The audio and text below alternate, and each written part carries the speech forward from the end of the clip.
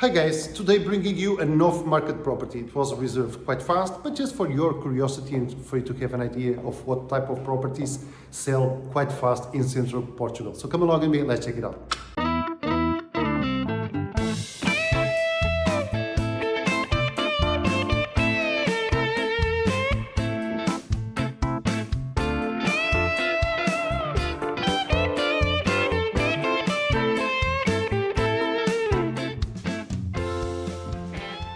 Hi guys, Luis here, estate agent in Central Portugal. Today we are in Proença-a-Velha, which belongs to the council of Idanha-a-Nova.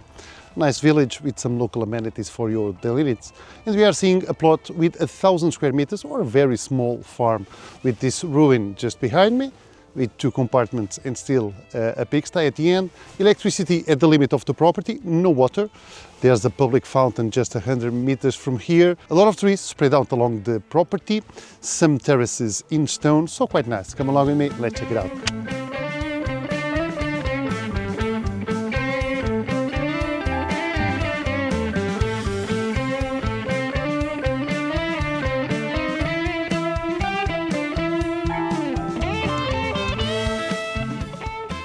And this is the access coming from the village. We are at the very edge of the village. Any car virtually can pass here. I even left my car just there. And our property is 100 meters that way, where the electricity pole is, that road. But let me just show you a little piece of this public patio, like a picnic park, just next to it, which is quite nice, managed by the local council. And with a public fountain where you can get your water, for example. But just to understand that indeed it's a nice village, well maintained, with these public small places around the village, and it's quite a beautiful one, Proença-a-Velha. And now let's walk onto our property. We have this dirt track. Of course, this is winter, you don't see the dirt. Everything is green, but as you can see, even so it's maintained. Walled up on or by private properties, left and right. And this is a public access, so that owners can reach their own private properties. We find a first gate on the right, which it's not our property. And basically, just for you to understand, whomever reaches here is this owner, the property that I'm going to show you today, and a last one.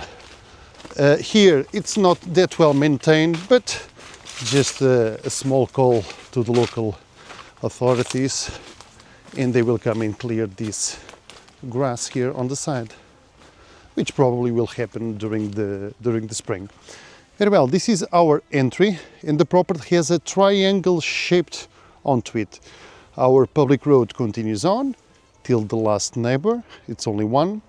We have here a straight light, and then we have like a valley, more or less flat, and then it comes in terraces till that big eucalyptus is there, which is on the corner of the property.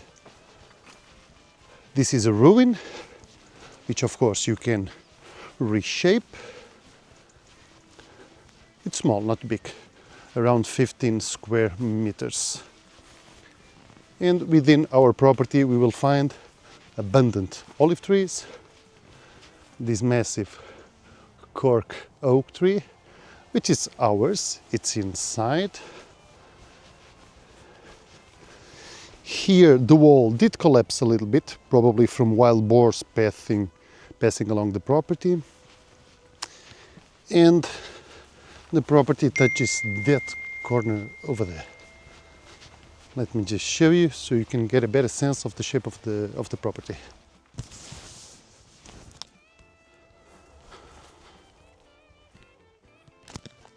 Till this corner here.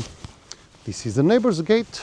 He even pulled the electricity, which you can do the same. Now it's an easy connection, it's just to pull it onto your property. And this is our limit to the property. Now let me just point you a little bit more into the property. Over there it's where we will find the terraces. the harvest haven't been done this year.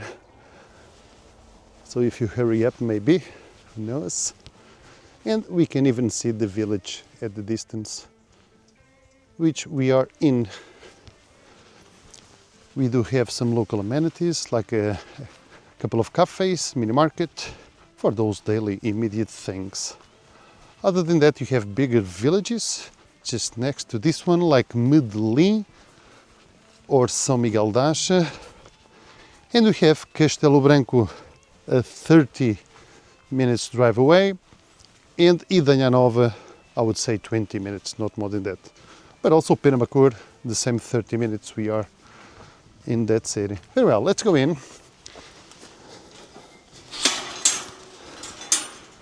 And this is your access. So I just want to point you that a big camper I don't see as managing to come in. It's not that wide. So from the access we've made, this part here good for a normal car. Bigger campers might be or may be problematic to get in. Which we have probably that piece there. It's the narrowest road. You could fix the wall a little there, a little bit to the right. But even so, big campers, I don't see that easy to come in. And we enter and we immediately have this front part in front of the ruin, which is this. It's divided in two different rooms, 1 and 2 over there, and in ruin condition. There's even an old pigsty there on the right, which you can repurpose and join them all together. These are pre-existing buildings. And there we go. So it's in this condition. Stone walls all around. The roof needs to go and the walls need to be fixed. Let me just come to the corner here so you can have a better sense of it. This left wall, it's the middle wall between these two compartments, which you could open and create an open one. But yeah, the sense of privacy when you are here, it's quite something. As I told you, a few neighbors around, not more. And this is the other one. Again, the roof must go and reshape. So consider it to be, which is a ruin. And here on this side, we do find a little bit more in length, not so much in wide, this old pigsty, which is construction also. You could join them all together. So as I told you, mainly we will find olives, but we also have like 4 or 5 fig trees around the property. Quite a few features in stone, quite beautiful. Probably it was a feeder some years ago for some animals. And I'm crossing on the middle. We will go up till that corner, so we have 1, 2 and 3 terraces in stone, better in some places than other, of course. This is another fig tree, and we crossed and walked just over there on the road, and this is that collapsed part of the wall, which you must fix, of course. So it's kind of a semi off-grid property, and I say semi because you can be off-grid, but you do have the electricity. Wanting, you can connect it, and it comes to our corner there, and then we have the wall coming back again. So it's this till the road. Amazing and big olive trees, all mature. Here this is another fruit tree, but this one I cannot identify. I don't think it's a peach, probably an apple or a pear, but we do have the olives down there. So we have the first terrace, which is this one, with the back wall in stone just there. And by the way, this is schist or slate, depending on where you are. There's several names for it. And here we have a second one, which is this. By the way, we have our ruin just there. And now let's go up. Let's see if I don't fall down. I think not. Yeah, and here we are at the top, or the highest point of the property, where our borderline, it's that limit over there, and then all of this. Quite beautiful this time of year, as you can imagine. Everything is green, and we have grass, but these are clovers. Very amazing. All of these are clovers. We do have that big eucalyptus, and it's massive. It's quite big. A lot of shoots from it, and they were allowed to grow. And yeah, you do have it there. And we have this corner over here creating the limit of the property. And this is our line when we entered on the property, just there.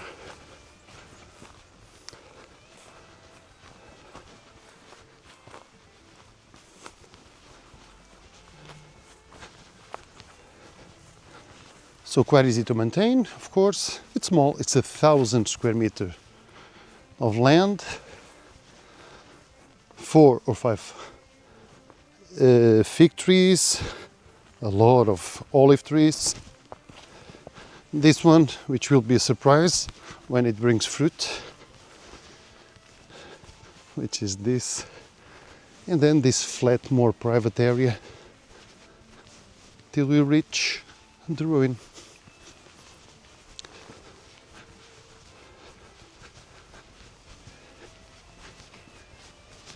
Just there. So imagine from this point where the pigsty was, all of this, okay, something I believe could be created just there.